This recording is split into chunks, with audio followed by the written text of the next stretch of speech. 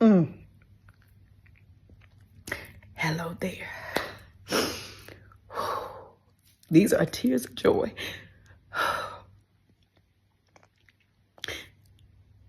Facebook does such an amazing thing with showing you your memories. And 6 years ago, I was going live in my kitchen.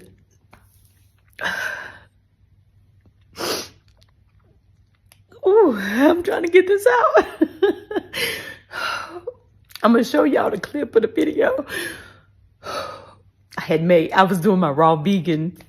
In the new year, I always try to go raw and cleanse and stuff. My Lord's hand, pull it together, girl.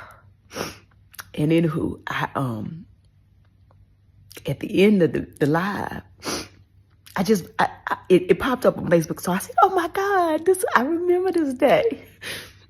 But I had forgot at the end how I literally started to speak about my dream and what God had told me to do. But in the video, I said, I don't know what I'm doing. But I'm just doing it because God told me to. And my whole life has changed since then, y'all. My mama had showed up that day. It's like she always has. But what I want y'all to know is, listen, I don't care if people call you crazy. I don't care if they say, oh, that stuff ain't true or whatever it is. If God shows you something, if he tells you, if you dream it and you pray it and he confirms it, be obedient. My God, I'm so grateful. Just watch the video. Y'all okay with it? I'm about to change the mood on you because y'all know I cuts up. But something happened tonight. And I knew it was going to be good. Even though I cuts up and stuff, let me tell you. I'm going to give you a quick story. I'm trying to make the story short. Okay? Can I make the story short but long? So y'all, a lot of y'all know that my mama, you know, she died at 51. She died of ALS, okay? And about 6 or 8 months before she passed away, me and her were talking. We knew she was going to pass, all right? And we was talking. And oftentimes, me and her were the only ones who would talk about death, just me and her. And I said, Mama, I don't know what I'm going to do when you gone. You know, you my best friend. Who am I going to talk to? How am I going to know, you know, things to do, right? And she said, babe, I used to think the same thing when Granny died, which was her mama. She said, but one day I was at work and I was having a rough day. It was a rough day. And I went to my office, went to my desk, and she said it was a nickel laying on the edge of a desk. And she said, all of a sudden, I was just so drawn to that nickel. She said, I don't know why. She said, but it was just sitting there on my desk. And all of a sudden, I just felt the presence of my mama. She said, and it gave me peace. And she said, after that, every time I was having a rough day, I'd find a nickel. Every time I was having a good day, and I just wanted to share that with my mama, I'd find a nickel. And I looked at her and I laughed. I said, okay, mama, now look. So you think Granny leaving you nickels? She said, I think so. I said, well, okay, if you think that Granny is leaving you nickels, what you gonna leave me when you gone? So I know that you around me. She looked at me and she smiled. She said, I'm gonna double it and I'll leave you dimes. And we laughed. We laughed in that moment. We laughed about it. And that was the conversation. So fast forward about 6 to 8 months later, my mom passed away. And we was in North Carolina, me and my husband, my kids, you know, all my family, we were in North Carolina. Nobody was here in my home. And we were there for a couple weeks. So on that first night that we came back to LA after being gone for weeks, my husband and I went to get into bed. And when we pulled the covers back, my bed was full of dimes. And it didn't register in that moment. And my husband looked, he said, why you got dimes in the bed? I said, I don't have dimes in the bed. We ain't even been here. And I was trying to figure out like what, and then it hit me. And I said, ain't no way in the world. Ain't no way in the world. That conversation just hit me. And I said, ain't no way. And I told my husband, he said, that scared him. He said, don't tell me no more. I don't want to hear it. And so I thought about that thing all night. I kept trying to think, well, maybe my purse fell over before I left because we was rushing to home or something. But I couldn't figure it out. So that next morning, I'm in the kitchen cooking breakfast, and my husband starts to scream, okay, from the bedroom. He in the bathroom. And I run in there and I'm like, what is it? And he can't even talk. He just pointing. And he's pointing to the shower. And I look in the shower, and my shower is full of dimes. And that's been 10 years ago. And it happens so often, weekly. When I'm having rough days, she shows up. When I'm having good days, she shows up. And tonight, I went to the store to buy these ingredients on my way home. And after I paid for my stuff, there was a man walking in front of me. And he grabbed his bag. And when he grabbed his bag, a dime just fell out. And it rolled around and it stopped right in front of me. And he looked back and he said, oh, you can have it. So look, Mama was here tonight. And I'm doing the right thing. And I don't even know what I'm doing. But for some reason, I'm sorry. Today was a good day, y'all. It was a good day. And she here. And I'm just going to keep doing it. I don't know why I'm doing it. I told y'all I had a dream that I was supposed to do this. And I don't even know. I'm sorry. Now that wasn't part of the plan, y'all, because I ate good. I wasn't supposed to be in there crying, but Mama was here tonight. And I'm just thankful. And I'm glad that y'all let me be me. And it don't even matter who see it. I don't care if it's 5 people or 5,000 people. I'm just so blessed to just be who I am and be accepted. And I'm just thankful for y'all. But I'm so thankful for my mama who keeps guiding me. So if anybody else out there is dealing with a parent or someone close to you that you done lost, know that they always around and they're going to send you signals. You just got to pay attention. And when we think that things ain't going to get better, y'all, because I had a rough year last year. People don't know, but I had a real rough year. But listen, things get better. They send us signs and life starts to change. And honey, you make up recipes and they be good. People had no idea how sick I was.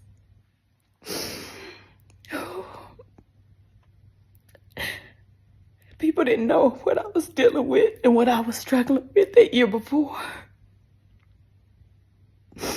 But he brought me through it.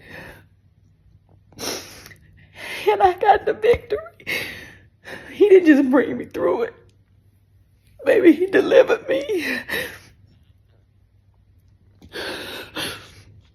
I'm a witness, y'all. My life is my testimony. I won't ever stop sharing that. I don't care, honey, what nobody have to say about Tam. I'm going to live my life of obedience, and I'm going to keep on sharing it. So I encourage you, live your life of obedience. What God has put inside of you, it is for you. It don't matter who believe. You keep going. You keep trusting. It will come to pass. All right? That's it. And I'm about to take off running in here. Do you hear me? God is so good. All right, y'all go about y'all business. Had the most amazing day. But even if you can't have a good one, don't you dare go messing up nobody else's here. I'll talk to y'all later.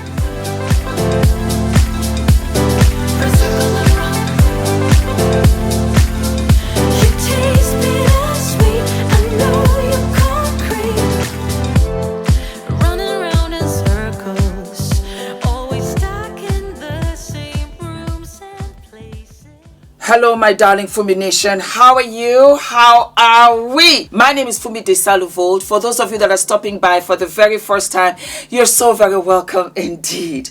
We are having what? Fashion police. There's no rest for these celebs. We are going to make sure that we keep them what? On the stretch. Yes, indeed. Right out the boot. Phaedra Parks. Looking stunning and unrecognizable and looking like a babe. She's wearing size and koi, and I am saying to myself, who is this? I really looked and I said, who is this? She looks fantastic. She has revamped herself and said, I'm coming out here in this social media Instagram babe streets and I'm gonna get my coin. Girlfriend is very smart. Very, very, very smart. You know why? I'm going to tell you why. The other day, remember we had Taraji P. Henson, and she was really upset because she just felt that she was not getting her due. And she isn't getting her due. And I also came out here to say, girls, you have to be smart about this. And I had brought up the fact that Jennifer Lopez was out here in these streets and she was clocking her coin. And she was making sure that body was hot, that body was tight. We also had the fabulous Viola Davis. And she said that they tell her that she is the Black Meryl Streep, of which I had an issue with. Because as far as I'm concerned, Viola Davis, you are beyond and fabulous. You are beyond and fabulous. Repeat after me. You are beyond and fabulous. It is for us to say Meryl Streep, you are the white Viola Davis. That's how fabulous Viola Davis is. I digress. I'm coming back. You see, you need to follow the money. If you follow the money, then you'll know what you gotta do. Because you have to understand the demand and in turn become the supply. Phaedra is a lawyer. Phaedra is a fabulous lawyer, as a matter of fact. But she knows in these Instagram, social media, Facebook, TikTok, YouTube streets, business is intertwined with social media. That's not really what's going to bring her all the success. And it's not right, don't get me wrong. But it's not for us to say to do. It is for us to follow the money. So J-Lo follows the money. She understands the demand and in turn she becomes the supply. Somebody said in the comment section, oh, but Mariah Carey, I think, made more money or something like that last year than J-Lo. That could be true too. But how many followers does J-Lo have? How many followers does Mariah Carey have? Mariah Carey is making money from old songs, not new songs, not new businesses, not new collabs. J-Lo is. Because the businesses, let's see her Instagram following, how many followers she got. They will follow the money. These brands, these businesses, these film studio execs, they're following the money. Where will I sell the most? The ticket masters. Who will sell the most tickets if I put A, B, and C in A, B, and C? Let me come all the way back. Why is Phaedra doing all of this? Trying to look like a babe. Because she's following the money. Because as much as she's a lawyer, qualified and all, she realizes that, you know what? Look at it, super sassy, but always classy attorney to the stars. Southern Belle, mom, mortician, lifestyle guru, actor, and author. PR, Adrienne Schwartz, contact her. Because she has expanded her horizon. Because she has said, you know what, I just might have to do a little bit more up in the streets. And yes, ma'am, you're doing a little bit more and you're looking absolutely unrecognizable. I don't know whether that's a good thing, but you're out here living your best life and I'm not mad at it. You looked gorgeous. Unrecognizable, but you looked absolutely, absolutely gorgeous. I cannot be mad at it. I will not be mad at it. Moving along, we have the wonderful, and I just covered her just the other day, but hey, she seems to be out here in the streets trying to give us some fashion. It is our wonderful and fabulous Sherri Shepherd. Sherri Shepherd was wearing Jani. It was an orange top.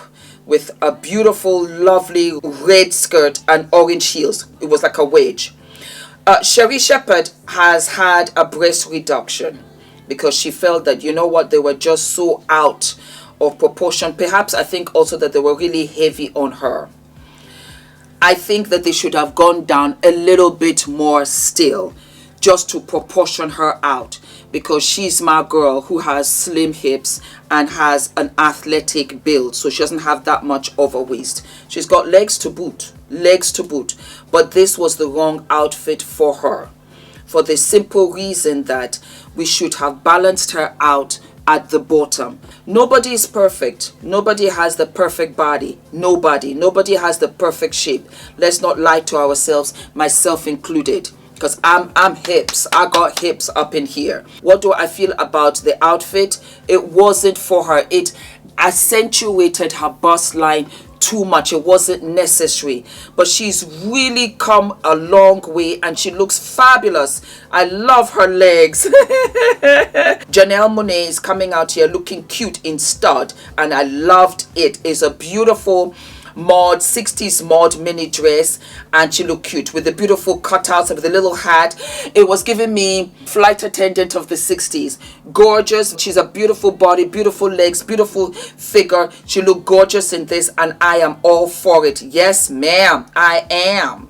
Lizzo was looking really cute in Ralph Simmons, and it was just like an oversized sweatshirt, but it looked gorgeous on her. I think it just really accentuated her pretty face, and, you know, just let me relax, let me enjoy my life, let me enjoy myself. And she had a fabulous Mr. Chow bag as well to boot. She looked cute, she looked happy, she's looking fresh, looking soft, might I say. That's the only way that I can call it. Kiki Palmer is looking drop dead gorgeous in a blonde wig with blonde brows. Yes ma'am, it was a red sequin gown, and it was by Youssef, and I live for it. It's very much like a long t-shirt kinda sorta. It was giving me RuPaul vibes, because I had to look to say, is this RuPaul? But she's saying, you know what, let me do my thing with my beautiful son. He looks so cute, so cute. I love the dress. I think that I would have really preferred her without the brows and the wig, because from a distance I screamed out RuPaul. That was what it was giving me. RuPaul, but in a good way, I guess. We've got fabulous Monica, and she's looking gorgeous. I love those sunglasses. Oh my god, she was wearing Rick Owens. Love the chocolate. I really wasn't crazy about the boots, but I love the coat, I love the makeup, I love the sunglasses. I just didn't like the boot per se, but you know, hey, it is what it is. Mariah Carey, and she's wearing a Christmas Gucci cape for $4,962. Would I splurge? No, it's giving me Doctor Who, and it looks a little too old on her. If it was longer, like a T length, I would have lived for it. As a matter of fact, I have a cape like this, T-length, that I live for. This just gave me Grandmother Hubbard. It wasn't giving me fabulosity at all. But you guys let me know down in the comment section. We have Mariah Carey again, and she did a little better. This time she's wearing beautiful Burberry cape again, and this makes sense with Chanel earmuffs, and she looks absolutely adorable. So sometimes it's a hit and miss. You think that you got it and you haven't, and you try something else, and then we are loving it, and I love that on her. She looked absolutely gorgeous indeed. Oh, this is fabulous. Christmas Jean. Beyonce coming out of a private jet. Oh, the life that she's living. Girlfriend, you deserve it. She's been out here in these streets for years, and I remember when she first came out. So go right ahead, mama, do your thing. She's wearing Paula David Sousa, and it's just jeans with all of these crystals embellished on the bustier, on the jean, on the jacket. I live for it. It's so cute. It's so adorable. I love it. It's cute. It really is cute. Would I wear it? Yes, I would. I would wear it all like that. Yes, I would. Yes, ma'am. Brandy was wearing a coat by Lindsay Thunberg. It looked like a carpet.